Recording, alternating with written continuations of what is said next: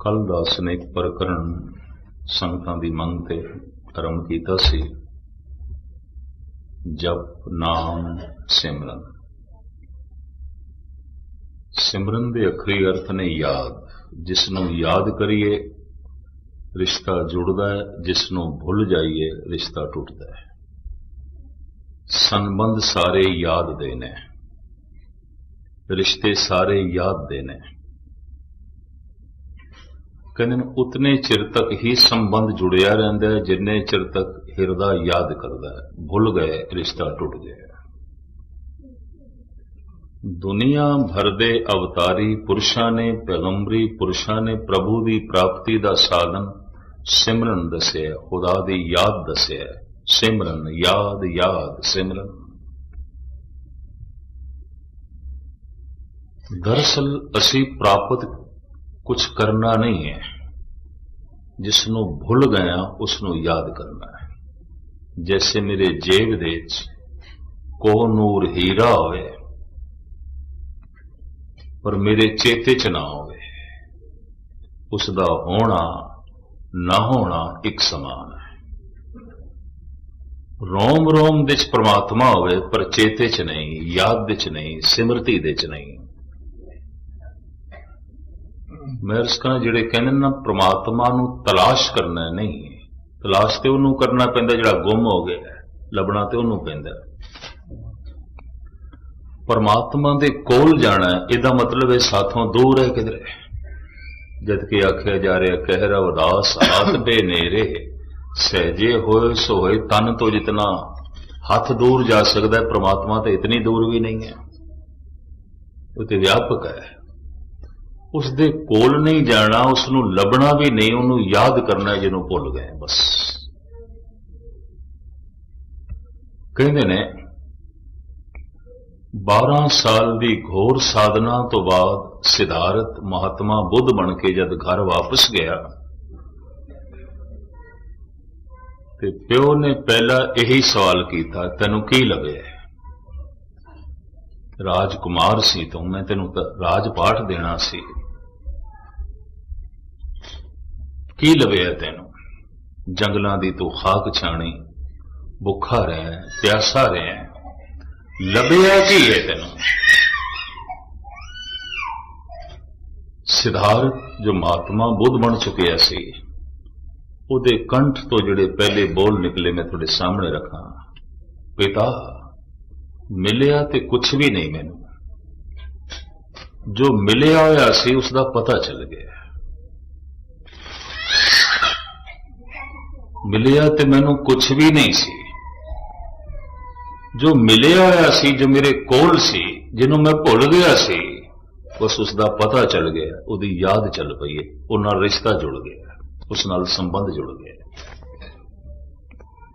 ਜਦ ਵੀ ਕਿਸੇ ਤੇ ਘਟਨਾ ਘਟਦੀ ਹੈ ਉਹ ਹੈਰਾਨ ਵੀ ਹੋ ਜਾਂਦਾ ਹੈ। ਧੰਨ ਗੁਰੂ ਗੋਬਿੰਦ ਸਿੰਘ ਜੀ ਮਹਾਰਾਜ ਨੇ ਇਸ ਤਰ੍ਹਾਂ ਦੀ ਅਵਸਥਾ ਨੂੰ 10ਵੇਂ ਗ੍ਰੰਥ ਦੇ ਵਿੱਚ ਬੜੇ ਸੋਹਣੇ ਢੰਗ ਨਾਲ ਲਿਖਿਆ ਹੈ।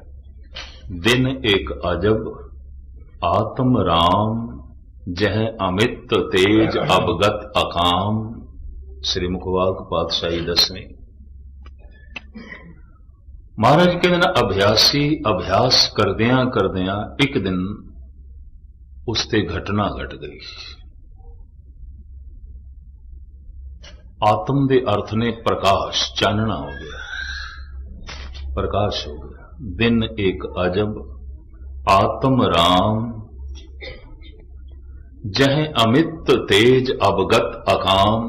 बड़ा तेज, गति तो रहत, परम आनंद स्वरूप। इस तरह अचानक हो गया। और गुरु नानक देव जी महाराज भी कहते जद भी ये घटना घटती है अचानक ही घटती है। घाल न मिलियो, सेव न मिलियो, मिलियो आए अचिंता। मेरी जिस घालना दे नाल मैनू परमात्मा मिल सकता है तो मेरी घालना परमात्मा का मुल हो गया, वो ते अमुल है। मेरे कीते दान नाल, मेरी कीती सेवा नाल, मेरे कीते जप नाल अगर मैनू परमात्मा मिल सकता है तो जो कुछ मैं कीता है परमात्मा का मुल हो गया। मेरा जप ते परमात्मा बराबर हो गए। मेरी सेवा ते ईश्वर बराबरी हो गई। जिस पैसे नाल बाजार दे विच वस्तु मिल सकती है ते बराबरी हो गई, ये चलो थोड़ा जिहा वध घट सही।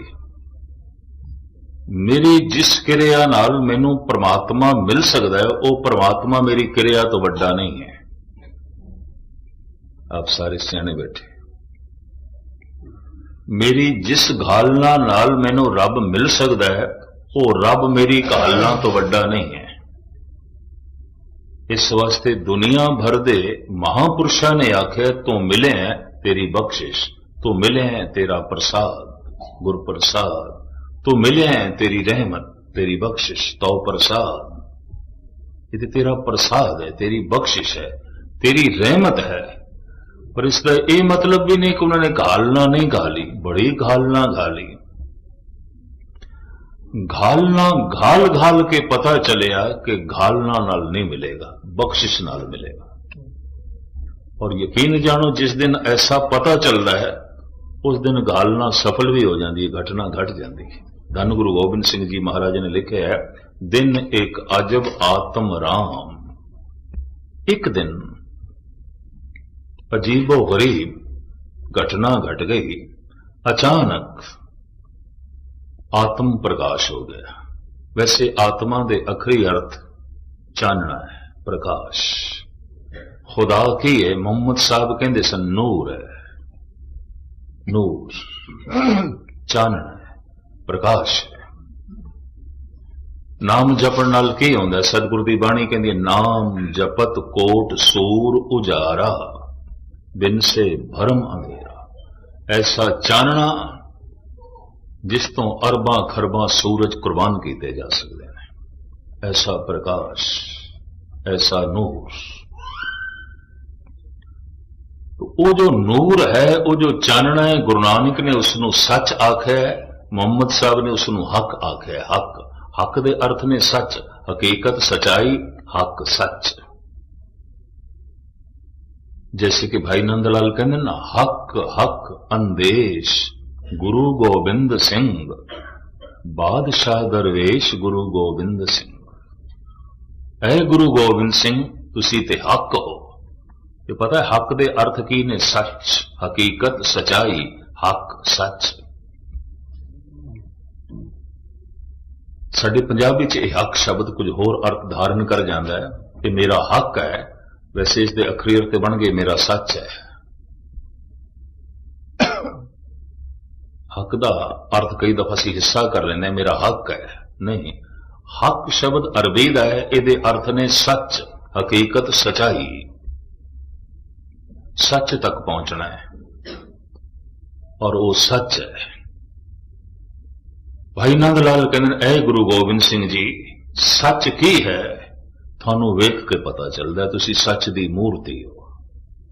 थोड़ा बोलना सच, थोड़ा वेखना सच, थोड़ा सुनना सच, थोड़ा करना सच, थोड़ा जीवना सच, थोड़े रोम रोम दे सच दी मोर। हक हक अंदेश गुरु गोबिंद सिंह, बादशाह दरवेश गुरु गोबिंद सिंह। भाई नंदलाल कहते ने बड़े बादशाह देखे सन, पर बादशाह कभी दरवेश नहीं देखे सन। बड़े दरवेश देखे सन, पर दरवेश कभी बादशाह नहीं देखे सन। ये पहला ही मुजस्मा देख रहे हैं, जो बादशाह भी है, दरवेश भी है, बाहरों बादशाह है, अंदरों दरवेश है।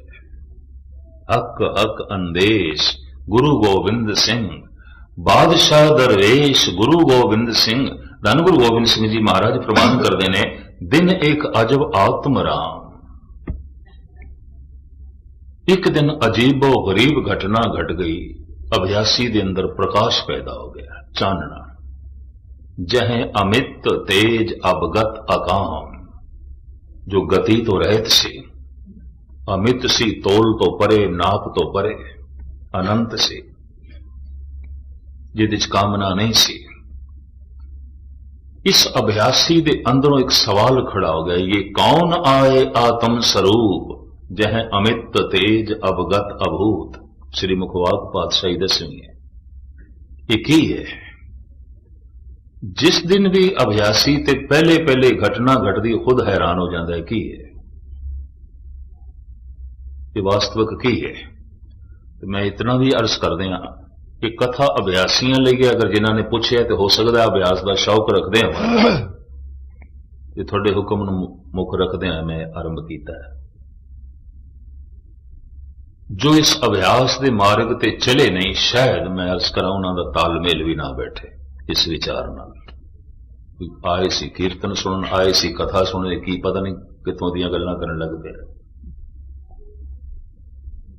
अभ्यासी दे अंदरों सवाल पैदा होया की है, ये नूर की है, ये प्रकाश की है, परम आनंद की है, ये कौन आए आत्म स्वरूप जह अमित तेज अवगत अभूत। ये प्रश्न पैदा होया, वो नूर ही बोल पिया, ये ब्रह्म आए आत्म स्वरूप जह अमित तेज अवगत अभूत। जिन्हों तू वेख रहे यही ते ब्रह्म है, और की ब्रह्म होता है। जिसनों तू महसूस कर रहे यही ब्रह्म है। ये कित्थों आया, किधरों भी नहीं आया, तेरे अंदर से। धन गुरु अर्जन देव जी महाराज दे बोल, नौनिध अमृत प्रभ का नाम देही में इसका विश्राम। विज्ञानक ढंग नाल तलाश करोगे, क्योंकि साइंस ने मनिया नहीं। वो तो कहते असी शरीर की चीरा फाड़ी करके देख ली, हड्डियां ने, मिंज है, मांस है, खून है, अंदर कोई आत्म प्रकाश तो है कोई नहीं। बहुता चीरा फाड़ी करके देख लिया, कुछ भी नहीं। भारत के संत गलत कहते हैं, ये अवतारी पुरुष गलत कहते हैं। और मैं हुण अर्ज करा, एक संगीतकार है, थोड़ी जी जो संगीत की मस रखते हैं, ये उदाहरण चंगा लगेगा। एक संगीतकार है, उसके अंदर बिलावल दियां धुना वसियां हुई ने, वो अंदर रामकली समाई हुई है, मालकौंस भी बैठा है, चंद्रकौंस भी बैठा है, सोरठ भी है उसके अंदर, गौड़ी भी है, श्री राग भी है, भैरव भी है, कल्याण भी है। कोई डॉक्टर आखे जरा मैं चीरा फाड़ी करके देखा मालकौंस किथे पे है, सोरठ किथे पे है, रामकली किथे पई है, बिलावत दियां धुना किथे पईयां ने, मिंज हथ आवेगी, मांस हथ आवेगा, हड्डियां हथ आवणगियां, खून हथ आवेगा, रामकली हथ नहीं आण लगी, मालकौंस हथ नहीं आएगा, चंद्रकौंस हथ नहीं आवेगा। जबकि है एक चोटी का नृत्यकार है, पर चीरा फाड़ी करके क्या उसके अंदरों नृत्य लभ सकांगे? पर है तो सही। विज्ञानक ढंग नाल परमात्मा की प्राप्ति नहीं, तो मैं ये भी अर्ज करा, विज्ञान संसार की खोज है, धर्म निरंकार की खोज है। विज्ञान पदार्थ की चीरा फाड़ी करता है, ते पदार्थ दे राज लगता है। धर्म अपने अंदर प्रवेश करता है, ते परमात्मा दे राज प्राप्त करता है। ढंग अलग अलग है, बिल्कुल फर्क सिर्फ इतना है कि विज्ञान जो कुछ लभ लेंदा है, उसका एक सबूत सामने रख देंदा है। धर्म जो कुछ प्राप्त कर लेंदा है, उसका सबूत नहीं, कोई प्रत्यक्ष प्रमाण नहीं। किसे भगत ने, किसे अवतार ने यह नहीं आख्या ऐ रब इंज आउंदा है, इस तरह प्रत्यक्ष प्रमाण नहीं। जद कदी इस तरह की कथा चले, मैनू एक सर्वधर्म सम्मेलन याद आ जाता है, इंदौर दे होया, देश भर की अखबारों के उसकी बड़ी चर्चा हुई। इकट्ठ कोई 2 लाख बंदियां का, पुलिस का भी बहुत बड़ा इंतजाम किया गया सी, किधर झगड़ा ना हो जाए, क्योंकि खंडन मंडन करन दी खुल सी। इस्लाम का वक्ता आया सी, पादरी पहुंचे सी बाइबल की तशरीह करने वास्ते, कृष्णानंद पहुंचे सन सनातन मत ते बोलने वास्ते, आर्या समाज के सियाणे प्रचारक पहुंचे सन, जैन मत बौद्ध मत ते पहुंचे सन, सिख धर्म की तरफों दास नूं लै गए सन। और मैं उस जमाने पहली दफा सर्वधर्म सम्मेलन अटेंड किया, कोई 30 साल में पुरानी गल करदा, तो घबराहट भी बड़ी, मैनूं पता चलिया सी जो पीर आया है इस्लाम ते बोलण वास्ते कराची तो आया है, बड़ा सियाणा है, मुदब्बर है। पादरी नूं बंबे तो बुलाया गया और नेपाल तो आया है, बौद्ध धर्म ते बोलण वाला, अपने अपने इलाके दे और अपने अपने धर्म दे ये चोटी दे सियाणे पुरुष। एक प्रोफेसर सालूके नूं भी बुलाया गया जिसने ऐलानिया कहा सी जितने धार्मिक वक्ते ने मैं सारियां दी विचार दा खंडन करांगा, कोई परमात्मा नहीं, कोई ईश्वर नहीं, सब झूठ बोलते हैं। उसनूं भी मदऊ किया गया सी, बुलाया गया सी सिर्फ ये देखने वास्ते कि ये धार्मिक पुरुष ज्यादा दलील पेश कर सकते हैं कि ये नास्तिक बंदा ज्यादा खंडन कर सकता है, ये देखना है। अग्रवाल एक बिरादरी है हिंदुस्तान की तरफों यह सर्वधर्म सम्मेलन अटेंड किया गया, जो है आयोजन किया गया सी और इस लाखों रुपए का खर्चा सी। दास ने उस जमाने उस वक्त पूरे जज्बे नाल पूरी शरधा नाल उस सम्मेलन की शमूलियत की थी, लेकिन घबराहट, इंतजाम सारा अग्रवाल बिरादरी का और इस सिख भी पहुंचे, मुसलमान भी पहुंचे श्रोतियां, क्रिश्चियन भी पहुंचे, हिंदू भी पहुंचे।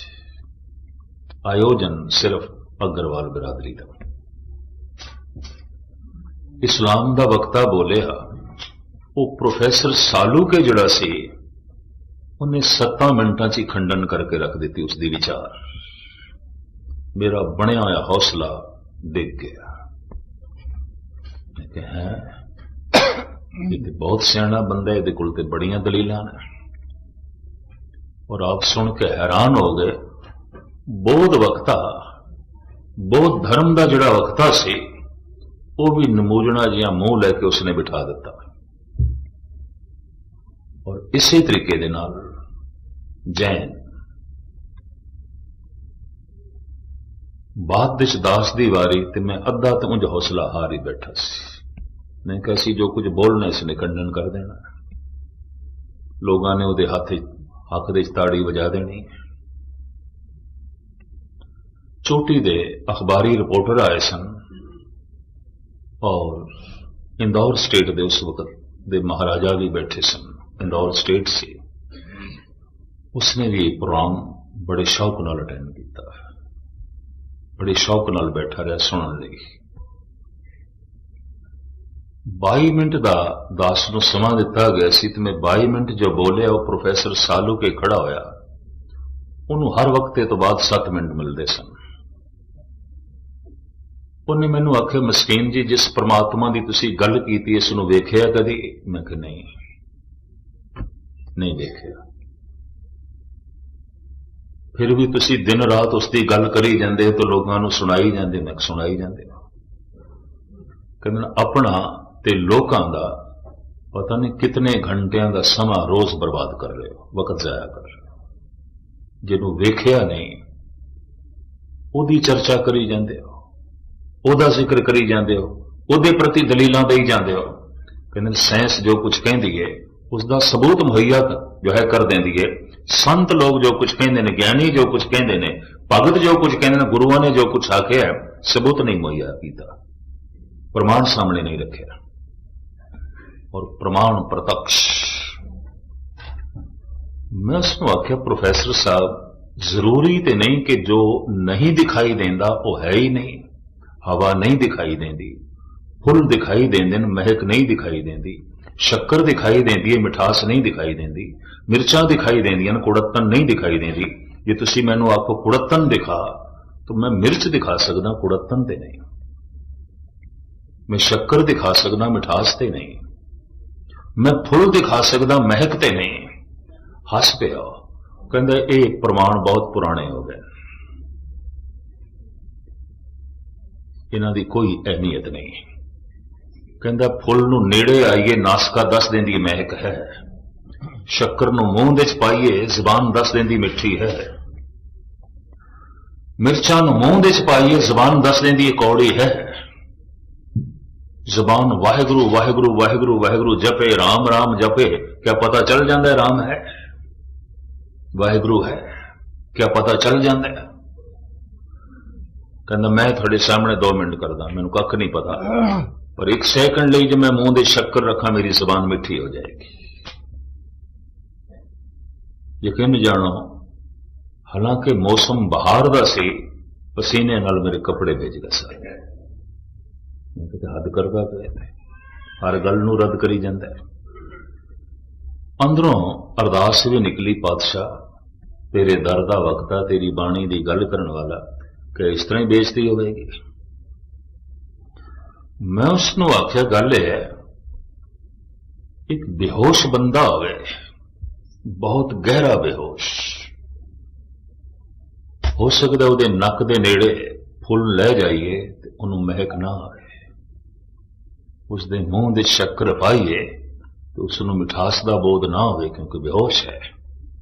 हस के कहने लगा, मेरे जैसा बंदा थानू बेहोश प्रतीत होता है, मेरे जैसा इंसान थानू बेहोश दिखाई देता है कि मैं इतने वक्तियां दी दलीलां नूं रद्द करके रख दिता है और थानू भी बोलण नहीं देंगा। या तो कोई प्रत्यक्ष प्रमाण दे परमात्मा है, कोई प्रत्यक्ष सबूत नहीं, तो ये फिजूल दियां गल्लां ने, अनपढ़ दुनिया दी गल्लां ने, मूर्खां दियां गल्लां ने। मैं कि सवाल ये हुण थानू प्रत्यक्ष प्रमाण चाहिए, सामने सबूत चाहिए।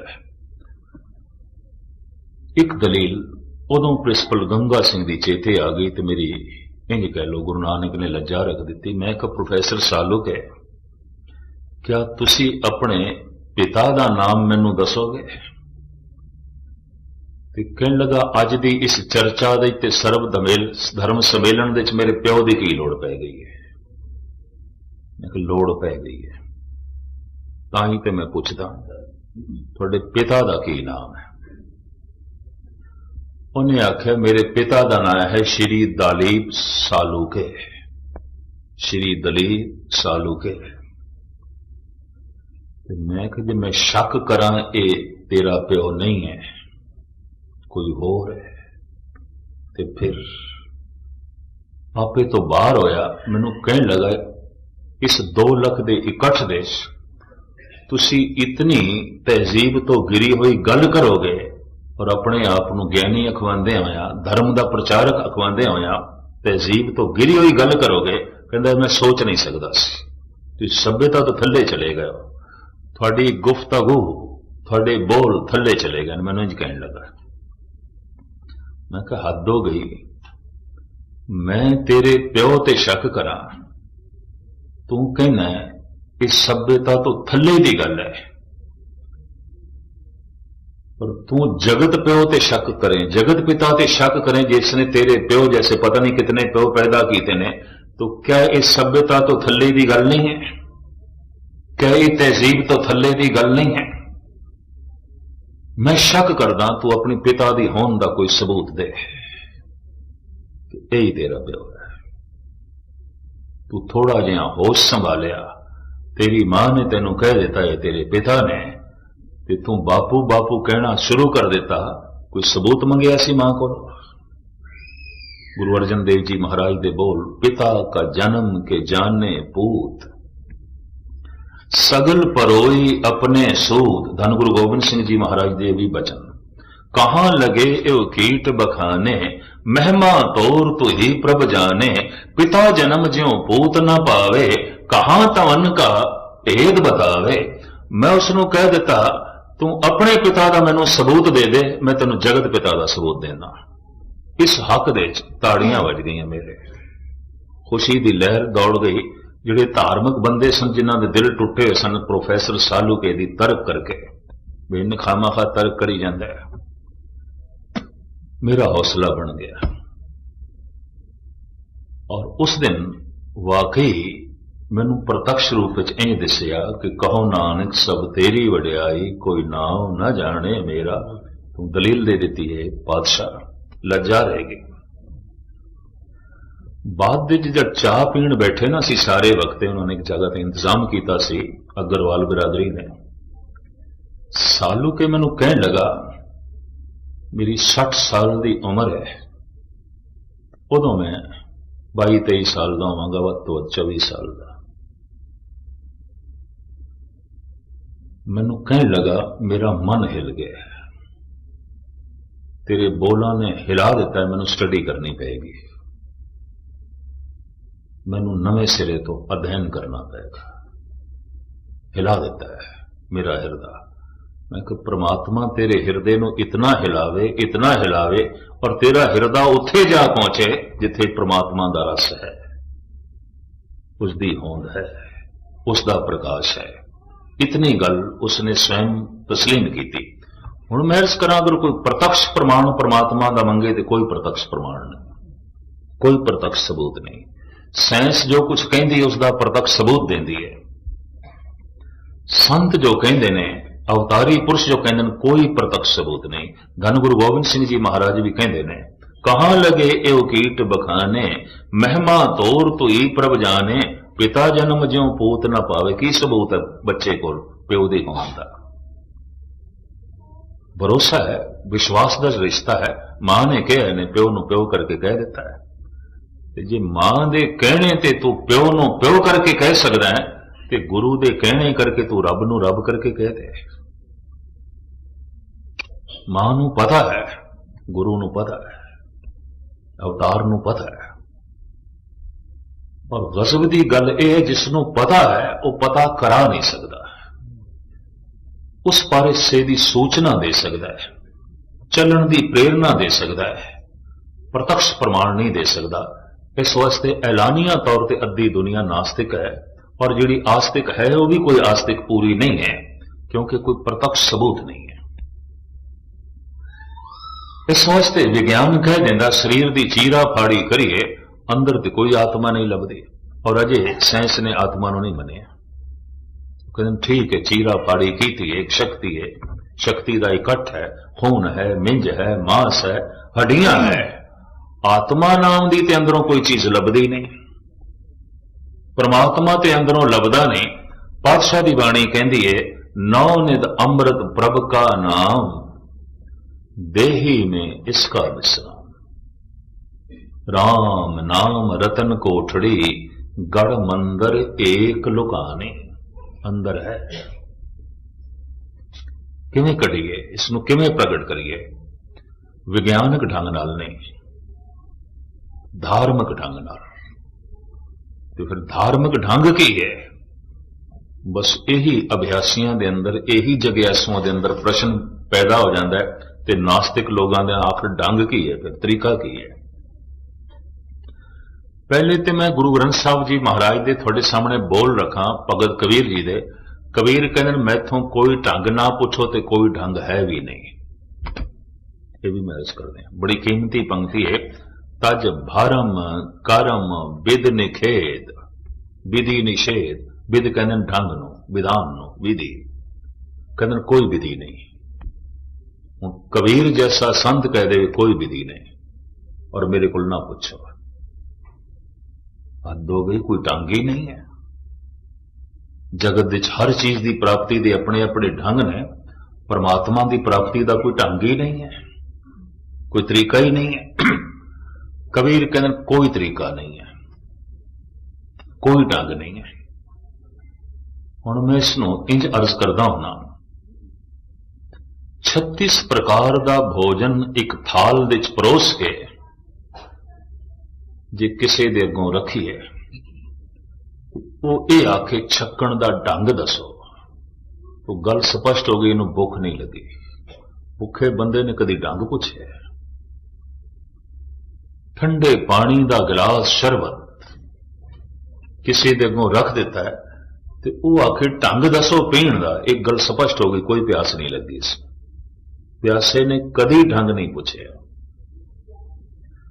नाम जपण का जो ढंग पुछते हैं धार्मिक दृष्टिकोण के मुताबिक, अजे अंदर प्यास नहीं पैदा हुई, तड़प नहीं पैदा हुई, भुख नहीं पैदा